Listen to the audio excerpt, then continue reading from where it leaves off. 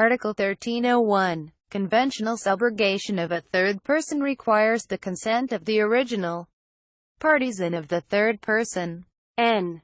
Article 1302. It is presumed that there is legal subrogation. 1. When a creditor pays another creditor who is preferred, even without the debtor's knowledge. 2. When a third person, not interested in the obligation, pays with the express or tacit approval of the debtor. 3. When, even without the knowledge of the debtor, a person interested in the fulfillment of the obligation pays, without prejudice to the effects of confusion as to the latter's share. 1210a. Article 1303. Subrogation transfers to the person subrogated the credit with all the rights thereto appertaining, either against the debtor or against a third person, be they guarantors or possessors of mortgages, subject to stipulation in a conventional subrogation. 1212a. Article 1304. A creditor, to whom partial payment has been made, may exercise his right for the remainder, and he shall be preferred to the person who has been subrogated in his place in virtue of the partial payment of the same credit. 1213. Title II. Contracts. Chapter 1. General Provisions. Article 1305. A contract is a meeting of minds between two persons whereby one binds himself, with respect to the other, to give something or to render some service. 1254a. Article 1306. The contracting parties may establish such stipulations, clauses, terms and conditions as they may deem convenient, provided they are not contrary to law, morals, good customs, public order, or public policy. 1255a. Article 1307. Innominate contracts shall be regulated by the stipulations of the parties, by the provisions of Titles I and II of this book, by the rules governing the most analogous nominate contracts, and by the customs of the place. N. Article 1308. The contract must bind both contracting parties. Its validity or compliance cannot be left to the will of one of them. 1256a. Article 1309. The determination of the performance may be left to a third person, whose decision shall not be binding until it has been made known to both contracting parties. N. Article 1310. The determination shall not be obligatory if it is evidently inequitable. In such case, the courts shall decide what is equitable under the circumstances. N. Article 1311. Contracts take effect only between the parties, their assigns and heirs, except in case where the rights and obligations arising from the contract are not transmissible by their nature, or by stipulation or by provision of law. The heir is not liable beyond the value of the property he received from the decedent. If a contract should contain some stipulation in favor of a third person, he may demand its fulfillment provided he communicated his acceptance to the obliger before its revocation. A mere incidental benefit or interest of a person is not sufficient. The contracting parties must have clearly and deliberately conferred a favor upon a third person. 1257a. Article 1312. In contracts creating real rights, third persons who come into possession of the object of the contract are bound thereby, subject to the provisions of the mortgage law and the land registration laws. N. Article 1313. Creditors are protected in cases of contracts intended to defraud them. N.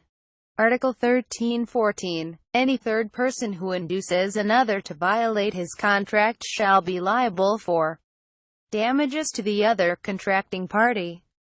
N. Article 1315. Contracts are perfected by mere consent, and from that moment the parties are bound not only to the fulfillment of what has been expressly stipulated but also to all the consequences which, according to their nature, may be in keeping with good Faith, Usage and Law, 1258. Article 1316. Real contracts, such as deposit, pledge and comodatum, are not perfected until the delivery of the object of the obligation. N. Article 1317. No one may contract in the name of another without being authorized by the latter, or unless he has by law a right to represent him. A contract entered into in the name of another by one who has no authority or legal representation, or who has acted beyond his powers, shall be unenforceable, unless it is ratified, expressly or impliedly, by the person on whose behalf it has been executed, before it is revoked by the other contracting party. 1259a. Chapter 2. Essential requisites of contracts. General provisions.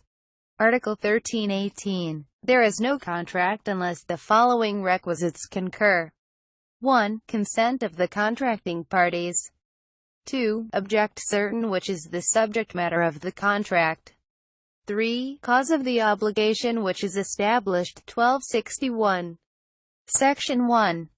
Consent.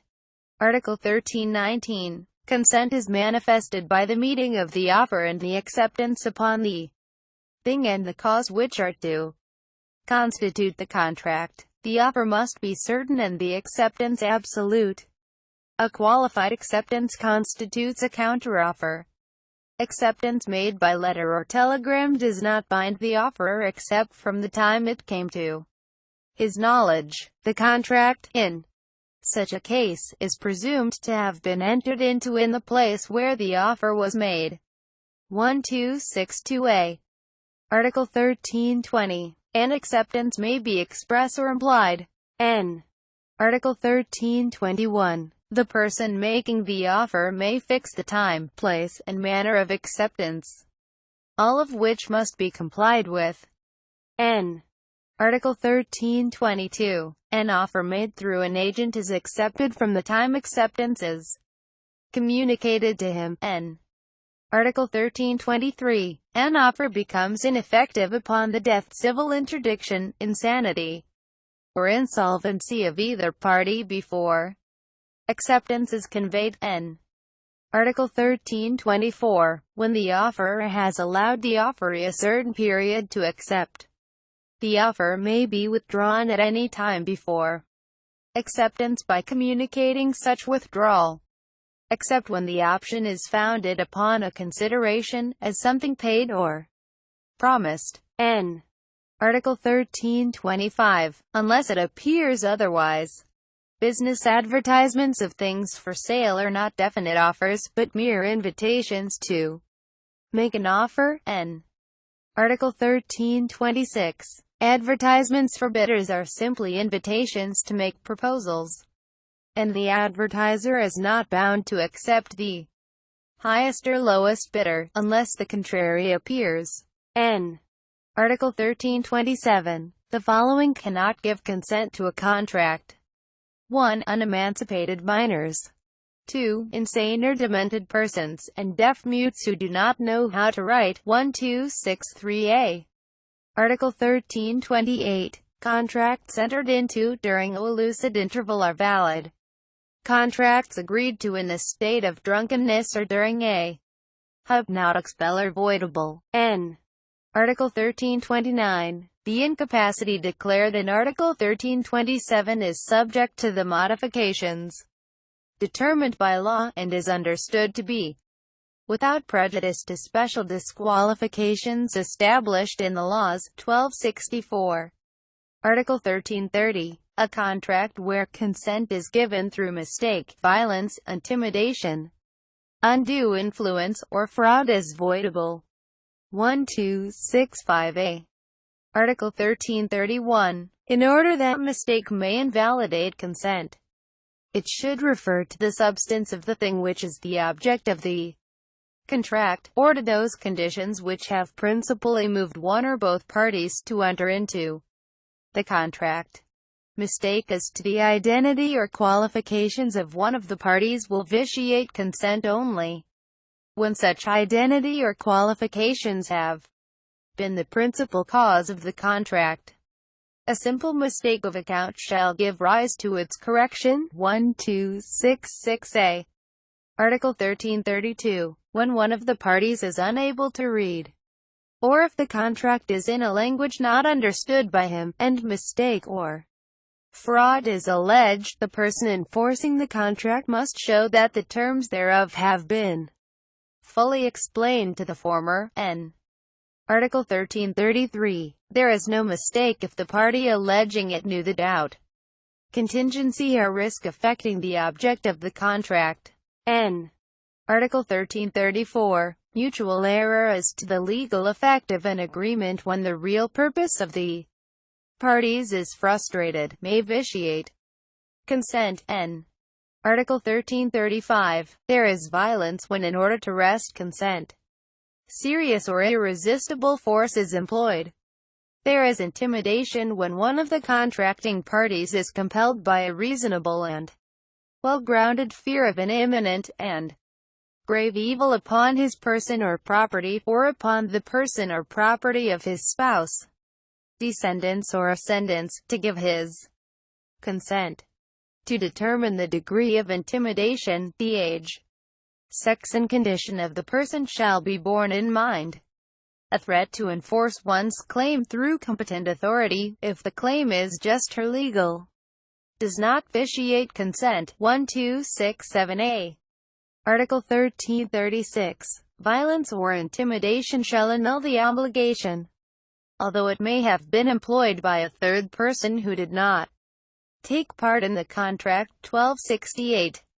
Article 1337. There is undue influence when a person takes improper advantage of his power over the will of another, depriving the latter of a reasonable freedom of choice.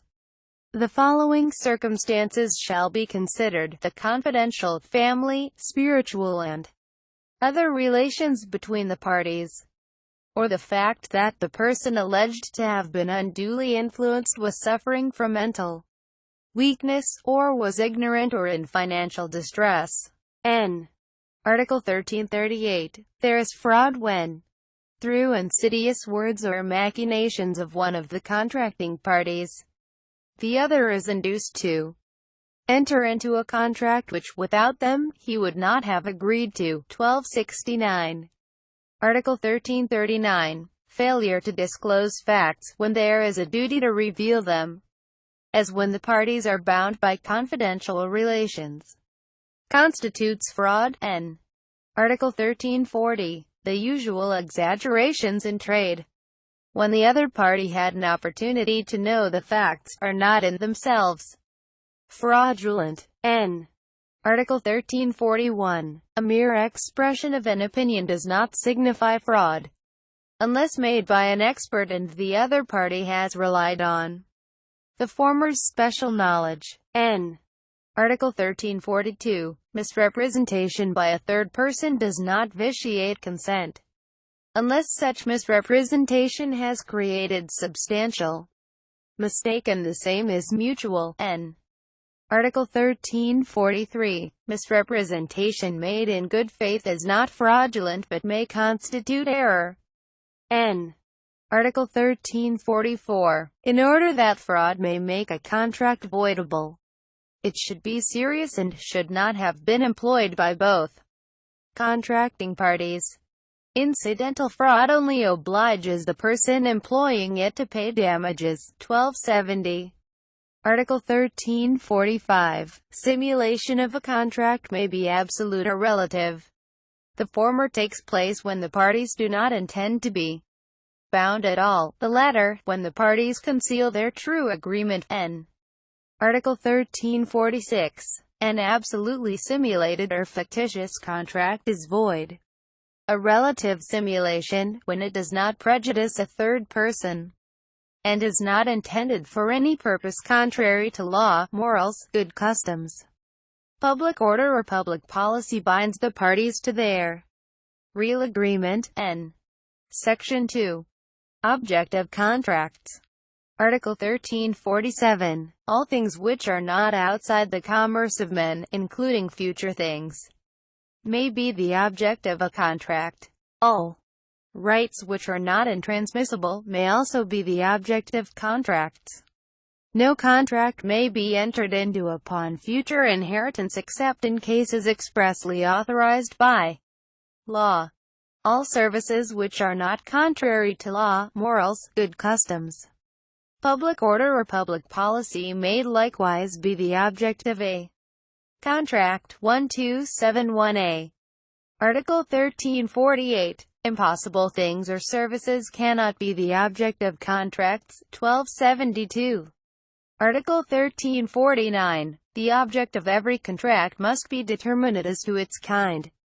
The fact that the quantity is not determinate shall not be an obstacle to the existence of the contract, provided it is possible to determine the same without the need of a new contract between the parties. 1273. Section 3. Cause of contracts. Article 1350. In onerous contracts, the cause is understood to be, for each contracting party, the prestation or promise of a thing or service by the other. In remuneratory ones, the service or benefit which is remunerated. And in contracts of pure beneficence, the mere liberality of the benefactor. 1274. Article 1351. The particular motives of the parties in entering into a contract are different from the cause thereof. N. Article 1352. Contracts without cause, or with unlawful cause, produce no effect whatever. The cause is unlawful if it is contrary to law, morals, good customs, public order or public policy. 1275a.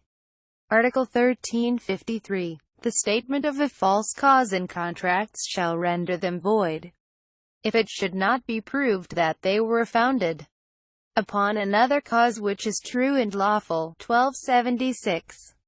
Article 1354. Although the cause is not stated in the contract, it is presumed that it exists and is lawful, unless the debtor proves the contrary. 1277.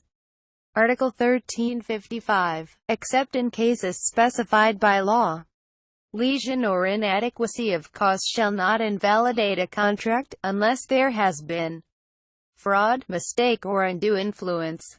N. Chapter 3. Form of contracts. Article 1356. Contracts shall be obligatory, in whatever form they may have been entered into, provided all the essential requisites for their validity are present. However, when the law requires that a contract be in some form in order that it may be valid or enforceable, or that a contract be proved in a certain way, that requirement is absolute and indispensable. In such cases, the right of the parties stated in the following article cannot be exercised. 1278a. Article 1357. If the law requires a document or other special form, as in the acts and contracts enumerated in the following article, the contracting parties may compel each other to observe that form. Once the contract has been perfected, this right may be exercised simultaneously with the action upon the contract. 1279a. Article 1358. The following must appear in a public document. 1. Acts and contracts which have for their object the creation, transmission, modification or extinguishment of real rights over a movable property. Sales of real property or of an interest therein are governed by Articles 1403, Number 2, and 1405. 2. The cession, repudiation or renunciation of hereditary rights, or of those of the conjugal partnership of gains. 3. The power to administer property, or any other power which has for its object an act appearing her which should appear in a public document, or should prejudice a third person. 4. The cession of actions or rights proceeding from an act appearing in a public document. All other contracts where the amount involved exceeds 500 pesos must appear in writing, even a private one. But sales of goods, chattels or things in action are governed by Articles 1403, No. 2 and 1405, 1280A. Chapter 4. Reformation of Instruments, N. Article 1359. When, there having been a meeting of the minds of the parties to a contract, their true intention is not expressed in the instrument purporting to embody the agreement by reason of mistake, fraud, inequitable conduct or accident, one of the parties may ask for the reformation of the instrument to the end that such true intention may be expressed. If mistake, fraud, inequitable conduct, or accident has prevented a meeting of the minds of the parties, the proper remedy is not reformation of the instrument but annulment of the contract. Article 1360. The principles of the general law on the reformation of instruments are hereby adopted insofar as they are not in conflict with the provisions of this code. Article 1361. When a mutual mistake of the parties causes the failure of the instrument to disclose their real agreement, said instrument may be reformed. Article 1362. If one party was mistaken and the other acted fraudulently or inequitably in such a way that the instrument does not show their true intention, the former may ask for the reformation of the instrument. Article 1363. When one party was mistaken and the other knew or believed that the instrument did not state their real agreement, but concealed that fact from the former, the instrument may be reformed. Article 1364. When through the ignorance, lack of skill, negligence or bad faith on the part of the person drafting the instrument or of the clerk or typist, the instrument does not express the true intention of the parties, the courts may order that the instrument be reformed. Article 1365. If two parties agree upon the mortgage or pledge of real or personal property, but the instrument states that the property is sold absolutely or with a right of repurchase, reformation of the instrument is proper. Article 1366. There shall be no reformation in the following cases. 1. Simple donations inter vivos wherein no condition is imposed. 2. Wills. 3. When the real agreement is void.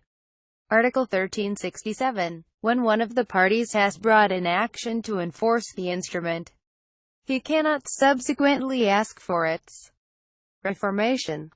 Article 1368. Reformation may be ordered at the instance of either party or his successors in interest, if the mistake was mutual. Otherwise, upon petition of the injured party, or his heirs and assigns. Article 1369. The procedure for the reformation of instruments shall be governed by rules of court to be promulgated by the Supreme Court. Chapter 5. Interpretation of contracts. Article 1370. If the terms of a contract are clear and leave no doubt upon the intention of the contracting parties, the literal meaning of its stipulations shall control. If the words appear to be contrary to the evident intention of the parties, the latter shall prevail over the former. 1281.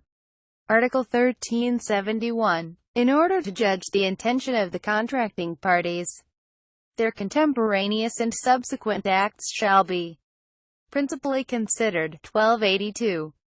Article 1372. However general the terms of a contract may be, they shall not be understood to comprehend things that are distinct, and cases that are different from those upon which the parties intended to agree. 1283. Article 1373. If some stipulation of any contract should admit of several meanings, it shall be understood as bearing that import which is most adequate to render it effectual. 1284. Article 1374. The various stipulations of a contract shall be interpreted together, attributing to the doubtful ones that sense which may result from all of them taken jointly. 1285. Article 1375. Words which may have different significations shall be understood in that which is most in keeping with the nature and object of the contract. 1286.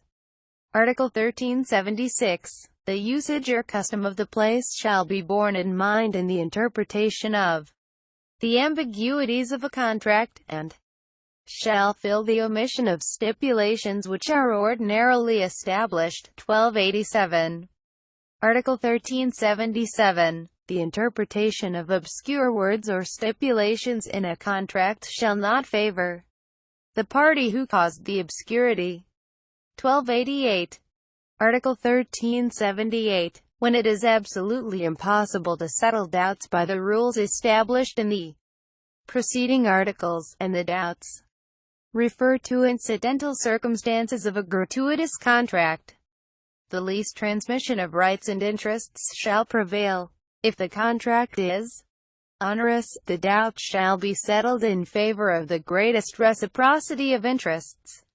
If the doubts are cast upon the principal object of the contract in such a way that it cannot be known what may have been the intention or will of the parties, the contract shall be null and void. 1289. Article 1379. The principles of interpretation stated in Rule 123 of the Rules of Court shall likewise be observed in the construction of contracts. N. Chapter 6. Rescissible contracts. Article 1380. Contracts validly agreed upon may be rescinded in the cases established by law. 1290. Article 1381. The following contracts are rescissible. 1. Those which are entered into by guardians whenever the wards whom they represent suffer lesion by more than 1/4 of the value of the things which are the object thereof. 2. Those agreed upon in representation of absentees, if the latter suffer the lesion stated in the preceding number. 3. Those undertaken in fraud of creditors when the latter cannot in any other manner collect the claims due them. 4. Those which refer to things under litigation if they have been entered into by the defendant without the knowledge and approval of the litigants or of competent judicial authority. 5. All other contracts specially declared by law to be subject to rescission. 1291a. Article 1382. Payments made in a state of insolvency for obligations to whose fulfillment the debtor could not be compelled at the time they were effected, are also rescissible. 1292. Article 1383. The action for rescission is subsidiary. It cannot be instituted except when the party suffering damage has no other legal means to obtain reparation for the same. 1294. Article 1384. Rescission shall be only to the extent necessary to cover the damages caused. N. Article 1385. Rescission creates the obligation to return the things which were the object of the contract, together with their fruits, and the price with its interest. Consequently, it can be carried out only when he who demands rescission can return whatever he may be obliged to restore. Neither shall rescission take place when the things which are the object of the contract are legally in the possession of third persons who did not act in bad faith. In this case, indemnity for damages may be demanded from the person causing the loss. 1295. Article 1386. Rescission referred to in Nos. 1 and 2 of Article 1381 shall not take place with respect to contracts approved by the courts. 1296a. Article 1387. All contracts by virtue of which the debtor alienates property by gratuitous title are presumed to have been entered into in fraud of creditors, when the donor did not reserve sufficient property to pay all debts contracted before the donation. Alienations by onerous title are also presumed fraudulent when made by persons against whom some judgment has been rendered in any instance or some writ of attachment has been issued. The decision or attachment need not refer to the property alienated, and need not have been obtained by the party seeking the rescission. In addition to these presumptions, the design to defraud creditors may be proved in any other manner recognized by the law of evidence. 1297a.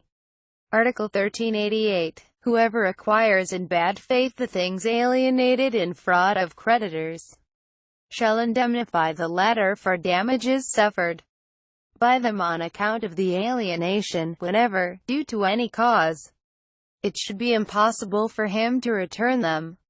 If there are two or more alienations, the first acquirer shall be liable first, and so on successively. 1298a. Article 1389. The action to claim rescission must be commenced within 4 years for persons under guardianship and for absentees.